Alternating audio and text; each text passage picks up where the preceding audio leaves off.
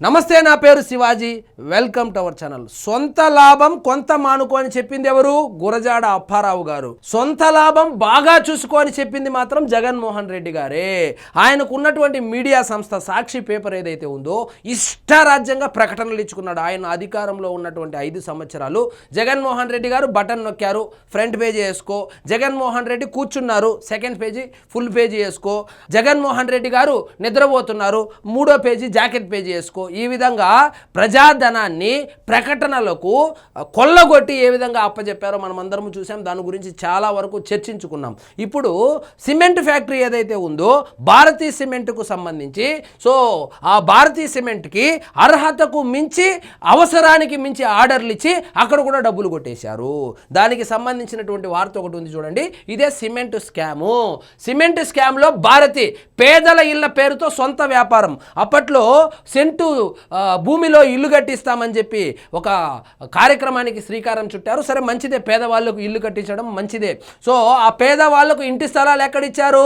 ఎక్కడో వర్షం పడితే మునిగిపోయేటువంటి ముంపు ప్రాంతాలు, ఆ చెరువుల్లో గుట్టల్లో అసలు కనీస సౌకర్యాలు లేని, కనీస మౌలిక సదుపాయాలు కూడా కల్పించకుండా సో భారతీ సిమెంట్కు ఆర్డర్లు ఇవ్వాలనేటువంటి ఉత్సాహంతో సో వాళ్ళైతే కనుక ఎవరికి పడితే వాళ్ళకి ఎక్కడ పడితే అక్కడ రోడ్లు పక్కన గుంతల్లో, కొండల్లో, గుట్టల్లో, సో ఆ ల్యాండ్ కూడా ఎక్కడ కొన్నారు? తక్కువ రేటుకి 10 లక్షలు కొనుక్కోవడం, గవర్నమెంట్కి 50 లక్షలకు అమ్మడము. సో 175 నియోజకవర్గాల్లో పేదలకు భూములు పంచినటువంటి ఆ 1 సెంటు భూమి పథకం ఏదైతే ఉందో అది పెద్ద కుంభకోణము.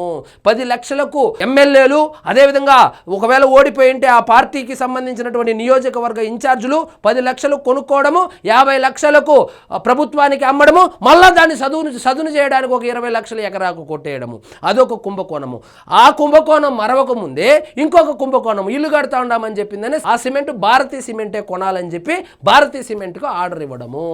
సిమెంట్ స్కామ్లో భారతి పేదల ఇళ్ల పేరుతో సొంత వ్యాపారం. నాడు సిమెంట్ కొనుగోలులో భారతీకి పెద్దపీట. సో వడ్డించేవాడు మనవాడైతే అన్నట్లు, వడ్డించేవాడే ముఖ్యమంత్రి అయితే మనవాడే ముఖ్యమంత్రి అయితే అన్నట్లు ఈ విధంగా కొల్లగొట్టేశారు. సో ప్రకటనల రూపంలో సాక్షిలో కొల్లగొట్టారు. సిమెంట్ స్కామ్ రూపంలో భారతీ సిమెంట్స్కి ప్రజాధనాన్ని అప్పనంగా అప్పజెప్పారు. అర్హతకు మించి 3 రెట్లు కొనుగోలు. భారతీ సిమెంట్స్ రూపాయలు 160 కోట్లు చెల్లింపు, అదనంగా 110 కోట్లు బిజినెస్. జగన్ కుటుంబానికి అయాచిత లబ్ధి, పైగా టన్ను ధరపై అధికంగా 60 చెల్లింపు. రేటు కూడా ఎక్కువే, మళ్ళా టన్ను పైన 60 రూపాయలు ఎక్కువగా చెల్లించారు. భారతీ కంటే ఎక్కువ ప్లాంట్ సామర్థ్యం ఉన్న కంపెనీలకు తక్కువ ఆర్డర్లు. ఆలస్యంగా వెలుగు చూసిన విజిలెన్స్ నివేదిక. బంధుప్రీతి రాజకీయ కుట్ర ఉన్నట్లు వెల్లడి. సో అధికారం చేతిలో ఉందని ఇష్టారాజ్యంగా ప్రజాధనాన్ని అటువైపు సాక్షి మీడియాకు, ఇటువైపు భారతీ సిమెంట్స్కి జగన్మోహన్ రెడ్డి గారు కట్టబెట్టారు. ఇక్కడ చూడండి, విలువైన సిమెంట్ కొనుగోలు చేయాల్సి ఉండగా నిబంధనలకు విరుద్ధంగా దాదాపు 110 కోట్ల విలువైన సిమెంట్ అదనంగా తీసుకున్నారు. అప్పటి రాష్ట్ర హౌసింగ్ కార్పొరేషన్ ఉన్నతాధికారులు వైసీపీ పెద్దలతో కుమ్మక్కైనట్లు విజిలెన్స్ విభాగం తేల్చింది. ముందస్తు ప్రణాళికలో భాగంగానే నిబంధనలకు విరుద్ధంగా సెంట్రల్ ప్రొక్యూర్మెంట్ విధానాన్ని తెర మీదకు తెచ్చినట్లు కనిపిస్తోంది.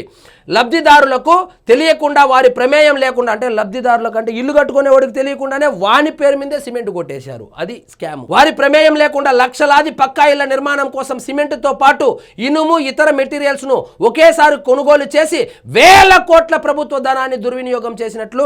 అంటే ఇల్లే కట్టలేదు, సిమెంట్ కొనుగోలు చేశారు, ఐరన్ కొనుగోలు చేశారు, కంకర కొనుగోలు చేశారు, ఇటుకలు కొనుగోలు చేశారు. ఎవరి దగ్గర నుంచి కొనుగోలు చేశారు? వైఎస్ఆర్సీపీ నాయకుల దగ్గర నుంచే కొనుగోలు చేశారు. ముఖ్యంగా సిమెంట్ ఎక్కడి నుంచి కొనుగోలు చేశారు? భారతీ సిమెంట్స్ నుంచి కొనుగోలు చేశారు. ఇదన్నమాట స్కామ్. ఇల్లులు ఏడున్నాయో ఇంకా మళ్ళీ జగన్నే అడగండి పోయి. ఆప్షన్ 3 ఆలోచనలతోనే కుట్ర. బలహీన వర్గాలకు పక్కా ఇళ్ల నిర్మాణ కార్యక్రమంలో కొన్ని దశాబ్దాలుగా కొనసాగుతూ వస్తుంది. కేంద్ర రాష్ట్ర ప్రభుత్వాలు దశల వారీగా సబ్సిడీ నిధులు విడుదల చేస్తుంటే లబ్ధిదారులు సొంతంగానే తమ ఇల్లు పూర్తి చేసుకునేవారు. కానీ 2019లో జగన్ ప్రభుత్వం వచ్చిన తర్వాత పేదల గృహ నిర్మాణ పథకం పూర్తిగా పక్కదారి పట్టింది. ఇదే కాదు, ఫీ రీఎంబర్స్మెంట్ పక్కదారి పట్టింది, ఆరోగ్యశ్రీ పక్కదారి పట్టింది, ఇప్పుడు గృహ నిర్మాణము పక్కదారి పట్టింది, అసలు పరిపాలనే పక్కదారి పట్టింది. కాబట్టి 151లో నుంచి 5 పక్కదారి పట్టింది. ఇది వీళ్ళు చేసినటువంటి స్కామ్. సో ధరలోనూ అదనంగా చెల్లింపు. పేదల ఇళ్ల నిర్మాణం కోసం మొత్తం 18 సిమెంట్ తయారీ కంపెనీల నుంచి మొత్తంగా 22,64,855 టన్నుల సిమెంట్ను కొనుగోలు చేశారు. ఆయా సిమెంట్ తయారీ కంపెనీల ప్లాంట్ సామర్థ్యాలను బట్టి దామాషా ప్రకారం సిమెంట్ను కొనుగోలు చేయాల్సి ఉంది. కానీ 2020లో నాటి ముఖ్యమంత్రి జగన్ మెప్పు కోసం ఆయన కుటుంబానికి చెందిన భారతీ సిమెంట్స్ ప్లాంట్ సామర్థ్యం అర్హతకు మించి 3 రెట్లు ఎక్కువగా బిజినెస్ ఇచ్చారు. దాదాపు 1,10,000 టన్నులు కొనుగోలు చేయాల్సి ఉండగా ఏకంగా 3,31,528 టన్నుల సిమెంటు కొన్నారు. అంటే భారతీ సిమెంట్ ఏదైతే ఉందో దానికి ఇవ్వాల్సినటువంటి టెండర్ ఎంత అంటే 1,00,000 టన్నులు ఇవ్వాలంటే 3 లక్షల టన్నులు ఇచ్చారు. అంతే. మనవాడు ముఖ్యమంత్రిగా ఉంటే ఏ విధంగానైనా నిబంధనలు మార్చుకోవచ్చు. నిబంధనలు మార్చి తిరుమల తిరుపతి దేవస్థానంలో ఆవు నెయ్యికి బదులు కల్తీ నెయ్యి యాడ్ చేశారు. ఇక్కడ నిబంధనలకు మార్చి భారతీ సిమెంట్స్కు లబ్ధి చేశారు. ఒకవైపేమో సాక్షి పేపర్లకు యాడ్ల రూపంలో కొట్టేశారు. ఇతర కంపెనీలకు అన్యాయం. ఇంక ఏంది చెప్పేది? ప్రజలకే అన్యాయం జరిగింటే ఇంక ఇతర కంపెనీలకు బాయ.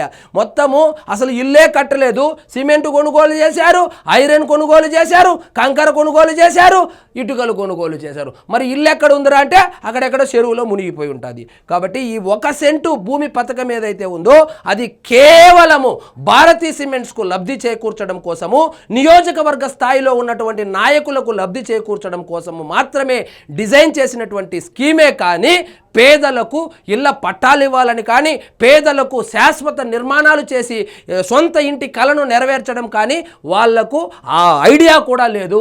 కేవలం కుంభకోణం కోసమే ఈ 1 సెంటు పథకాన్ని ప్రవేశపెట్టారు. ఈ విధంగా 1,00,000 టన్నులు ఇవ్వాల్సినటువంటి ఆర్డర్ని 3 రెట్లు పెంచి అదేమంటారు బాస్ కళ్ళలో ఆనందం చూడడం కోసము, జగన్మోహన్ రెడ్డి కళ్ళలో ఆనందం చూడడం కోసము, భారతీ మేడం గారి భారతీ సిమెంట్స్ కి లబ్ధి చేకూర్చడం కోసము స్వామి భక్తితో పేదలను కిల్లా ముంచేశారు. సో ఏ పథకం తీసుకున్నా స్కామే. అసలు నవరత్నాలు డిజైన్ చేసిందే స్కాములు చేయడానికి. ఒక్కొక్కటిగా బయటకు వస్తూనే ఉంది. ఇప్పుడు ఈ ఇంటి స్థలాలకు సంబంధించింది ఆ సొంత ఇంటి కళ, ఆ స్కామ్ ఏదైతే ఉందో అది బయటపడింది. సో కేవలము సొంత మనుషులకు లబ్ధి చేకూర్చడం కోసమే నిబంధనలు మార్చారు. నిబంధనలు మార్చి హిందువుల నోట్లో మట్టి కొట్టారు. ఇక్కడ నిబంధనలను మార్చేసి పేదల నోట్లో మట్టి కొట్టారు. ఇలాగా జగన్మోహన్ రెడ్డి గారు ఓడిపోయిన తర్వాత ఏమన్నారు? ఆ ప్రేమ ఏమైందో, ఆ ఆప్యాయత ఏమైందో అన్నారు కదా. ఆ ప్రేమ ఆప్యాయత, అసలు మీకు ప్రేమ ఉంటే కదా, ప్రజల మీద మీకు ప్రేమ ఉంటే కదా, వాళ్ళ పేరు మీద ఈ విధంగా కుంభకోణాలు చేసింటే వాళ్ళకు ప్రేమ లేదు కాబట్టి మీకు ప్రతిపక్ష హోదా కూడా పోయింది సార్. సో ఇదండి ఈరోజు మన టాపిక్. మీకు ఈ వీడియో నచ్చినట్లయితే లైక్ చేయండి, షేర్ చేయండి, ఛానల్ మాత్రం సబ్స్క్రైబ్ చేసుకోవడం మర్చిపోవద్దు.